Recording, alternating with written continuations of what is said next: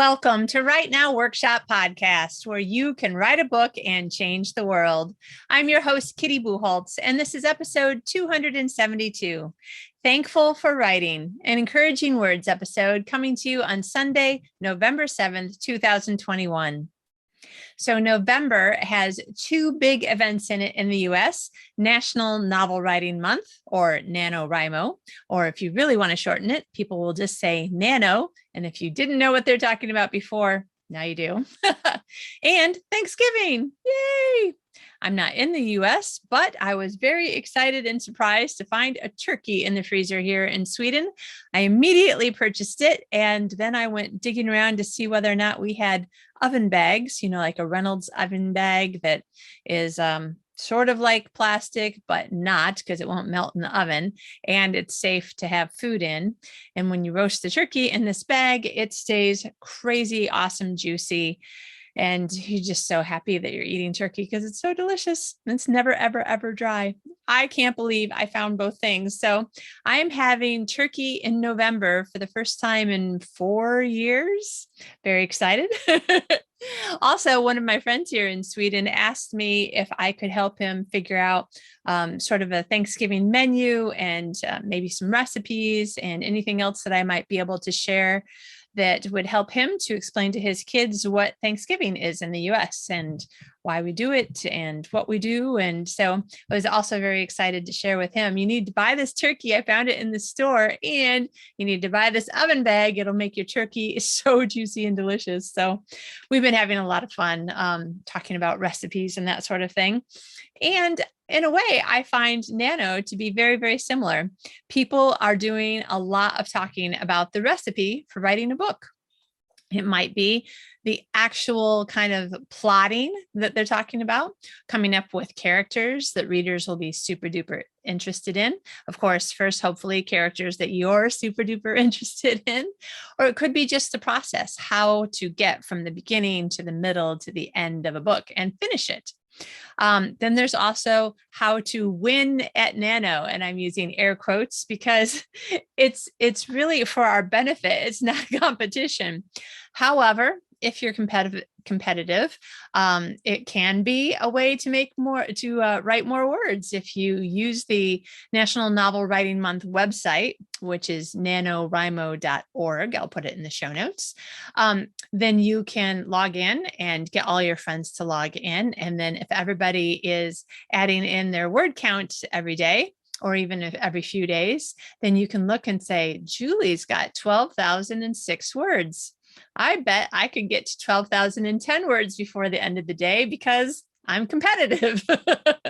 I have finished a lot of words just by looking at my friends going, oh, there's 5,000 words ahead of me. I'm never going to be able to beat them. Or they're only 273 words ahead of me. I wonder how long it would take me to write 275 words.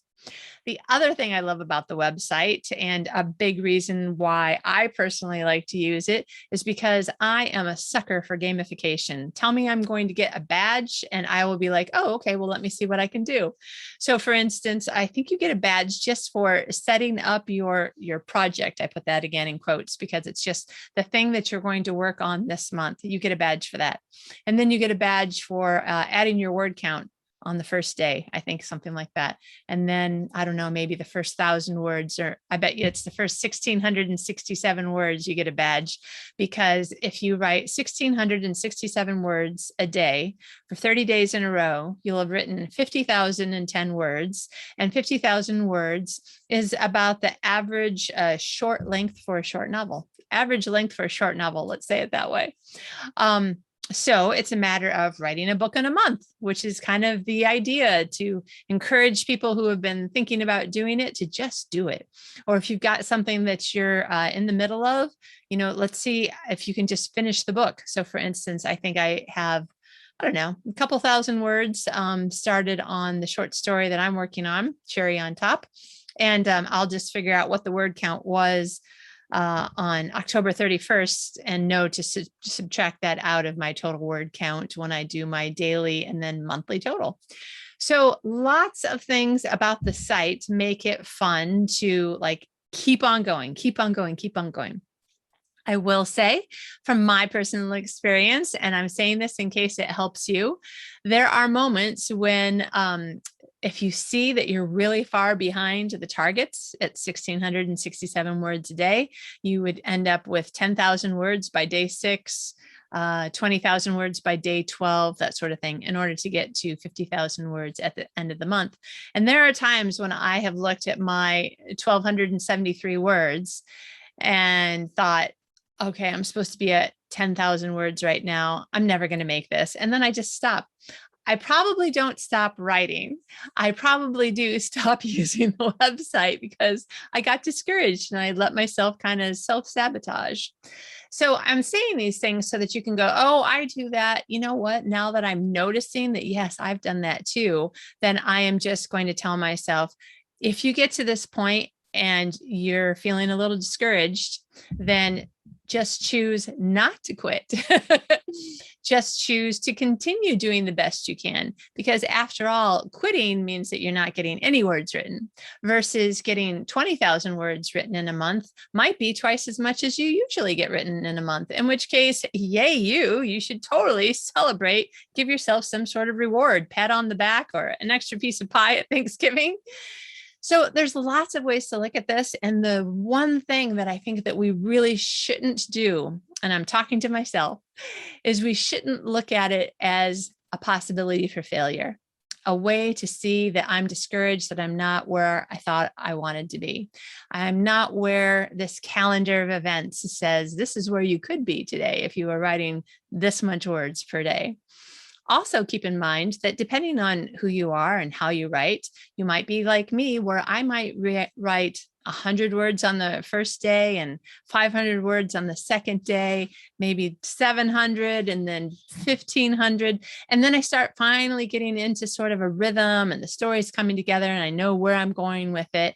And many times on November 29th or 30th, I'm writing 3,000 to 5,000 words in a day.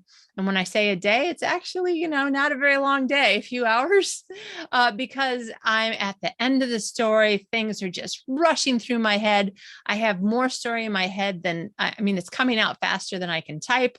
So there's a lot of typos, but I'm getting it down as fast as I can. It's just flowing. But that is day 30, not day 1. And that is for any book that I'm writing. And I have to remember that. So remember to give yourself the benefit of the doubt. Give yourself some reasons to keep going, and be aware of times when you're thinking to yourself, I'm just going to quit. This isn't working for me, or anything that ends up being kind of a self-sabotage thing. Now, I will say that because of the gamification, I tend to do pretty well for about the first 7 to 10 days often. Not always, but a lot of times, because that's where the most number of badges are. And I love the gamification. I love getting the badges, even though nobody ever sees them but me. But it makes me happy to see that the little black and white icon on my screen goes to color, because yay, you just achieved, whatever the badge was for. So what makes you excited, happy? What makes you keep going? For some people, they just keep on typing. No matter what, keep on typing, even if you're saying, I'm just going to keep on typing, even though I have no idea where the story is going, because if I keep on typing, I'll figure it out. And for some people, that works well. I did that one year, hit 50,000 words, had the biggest pile of crap afterwards. It was so hard to edit, honestly, because I was constantly just typing. So sometimes I was typing notes. Sometimes I was typing, I don't know what to type, 10 times in a row. And I had to figure out, where was the story? Where were the notes? Where was the just junk words? Like, I don't know what to type, so I'm just going to keep on typing. What did I need to delete? What had to be moved into a notes section? Where was I in this book? For me, what I find to be the best is to have a little bit more of the Rachel Aaron 2K to 10K approach, which is to stop and think about, what is the scene that I'm going to write right now? Okay, what is the point of that scene? Whose point of view in it is it? I write chick lit, or that is the stuff I'm writing right now is chick lit. So it's first person. I don't even have to ask whose point of view it's in, because it's in her point of view. And then you're asking yourself the questions about what the scene is about. Where am I going with this? What's the point? How does the scene end? And as much of that you can figure out, then once you start writing, like say you're doing writing sprints with your friends, you can do like a 30-minute or 45-minute writing sprint and bam, get out a couple thousand words. Where the same amount of time when I'm typing, or just staring at the screen going, I got to think, this is the writing sprint. I'm supposed to be typing right now, but I don't know where the story is going. I might get out 500 words. So notice how you write and then work with yourself. Like, don't work against yourself. Also, and this is how Nano and Thanksgiving work together, remember that this is fun. This is something to be grateful that it's giving you an extra energetic boost. There's hundreds of thousands of people around the world writing right now, and you're part of this wonderful creative energy along with them. And if you can keep yourself focused on all the positive aspects and not let yourself get down by the things that you see as negative or as a failure or something that is making you feel like you don't know what you're doing and why are you doing this anyway, if we can just keep everything more on the positive level, like I'm grateful to be doing this fun thing that I love with people all over the world. I'm grateful that there are gamification badges and I'm really into gamification. I'm grateful that I hate all of that stuff. And I'm happy just to sit at home and write in the comfort of the way that I always do it. And that is the way that I've always been able to get books out. Awesome. Just relax and be grateful. Who cares what everybody else is doing? So what are the things that you can be grateful for in your writing? I'm grateful that I've got a whole bunch of friends who want to do writing sprints together. So I've got 5, 6, 7, 8 sprints that I can think of off the top of my head per week for 4 weeks. So I'm like, yeah, this is great. And that doesn't include the times when I'm turning on the timer and saying, okay, I'm doing a writing sprint for 30 minutes or 45 minutes or whatever. I'm grateful that I know how I usually work to plan out a story. So for instance, I'm going to have my sticky notes. I'm going to put things together in such a way where I know this is the scene I'm going to write, and I stop and I put some bullet points together. So this is going to happen. This is how so-and-so is going to react. This is how the scene will probably end, whatever it is that I know about the scene, so that I can have a cause and effect progression through the story. So the things aren't just randomly happening for no reason. And you're like, yeah, I'm going to have to throw that out now because that was a really great scene, but it didn't actually move the story forward or help readers to understand the character.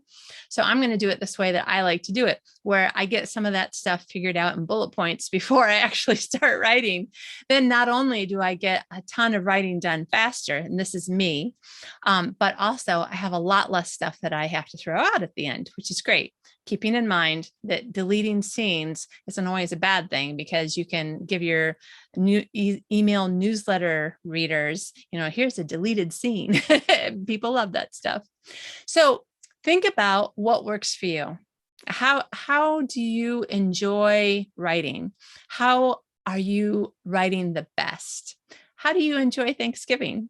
Do you like having just a few close friends over? Do you like doing it just with your immediate family? Do you like having the whole house full of 40 people? Do you like going to someone else's house where it's 20 or 40 people, but then you get to go home to your nice clean house afterwards? Keeping in mind, the problem with that, as I've often found, is that you do not have leftovers if it's not at your house. So, combination of writing and eating and family and friends. There's a lot of the stuff that's kind of overlapping in this month. And I just want to encourage you to find the things that make you happy and be grateful for them. And then you can have more of the things. You can promote your life to have more of the things that make you grateful. And that might be, you know what, now that I've got my friends doing these writing sprints with me, maybe we can keep that up and do writing sprints once a week. What happened for me, thankfully, I was very, very grateful. My old Sydney writing group, and now I live in Sweden. I used to live in California. We just kind of, wasn't that we lost touch, but we didn't ever get together because they got together in person all the time until the pandemic. And then they couldn't get together in person. And so I found a time that I thought might work for them, that I was also awake. And now for the last year, because we started it just about 2 or 3 weeks, I think, before Nano last year, we have been having a weekly accountability call every week. We get on a Zoom call. We got people in Sydney, people in Sweden, and we say, this is what my plan is for the week. And this is how much I got done of my plan for last week. So who knows what sort of wonderful things can kind of come out of either NaNoWriMo itself or just the things that you're choosing to do with your writing this month. Keep in mind that gratitude really opens your heart to so many things, including creativity, because you have this positive energy flowing through you instead of negative energy stopping up everything. If you give it some thought, I'm sure that you're like, yes, this is how that works in my life. Like I get mad about this or upset about this, or I'm fearful about that, or I'm self-sabotaging in this way. But when I go back to being like, you know what, I'm grateful that I'm at least trying every day, because maybe you used to only try to write 2 or 3 days a week. And now you're trying to write something 5 or 6 or 7 days a week. See, there's all these things that we can just go, oh, okay, I choose to look at that with gratitude. So that is the way that I am weaving together National Novel Writing Month and Thanksgiving in our Encouraging Words episode. And even if you're not in the US and you are or aren't having any kind of Thanksgiving meal, which you might be not in the US, but choosing to have some sort of other meal. I think Canadians, you had your Thanksgiving last month, right? In October?